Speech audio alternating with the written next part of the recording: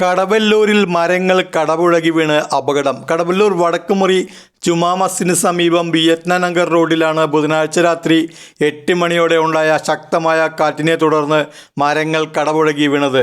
ജുമാ മസ്ജിദിൻ്റെ പറമ്പിൽ നിന്നിരുന്ന 3 തേക്ക് മരങ്ങളാണ് വീണത്. ഇതിൽ 2 എണ്ണം വൈദ്യുതി ലൈനിലേക്കാണ് കടപുഴകി വീണത്. വൈദ്യുതി കമ്പികൾ പൊട്ടാത്തതിനാൽ വലിയ അപകടമാണ് ഒഴിവായത്. പറമ്പിൻ്റെ മതിലുകൾക്ക് കേടുപാടുകൾ സംഭവിച്ചു. തുടർന്ന് രാത്രി 11 മണിയോടെ കുന്നംകുളം അഗ്നിരക്ഷാസേന ഉദ്യോഗസ്ഥർ സ്ഥലത്തെത്തി വൈദ്യുതി കമ്പിയിലേക്ക് വീണ മരങ്ങൾ മുറിച്ചു മാറ്റുകയായിരുന്നു. Senior fire and rescue officer Dixon Mathew, fire and rescue ഓഫീസർമാരായ നവാസ്, രഞ്ജിത്ത്, ജിഷ്ണു, ശരത് എന്നിവരുടെ നേതൃത്വത്തിലെത്തിയ ഉദ്യോഗസ്ഥർ നാട്ടുകാരുടെ സഹായത്തോടെയാണ് മരങ്ങൾ മുറിച്ചു മാറ്റിയത്. മഹല്ല് കമ്മിറ്റി ഭാരവാഹികളും ഇലക്ട്രിസിറ്റി ജീവനക്കാരും സ്ഥലത്തെത്തിയിരുന്നു.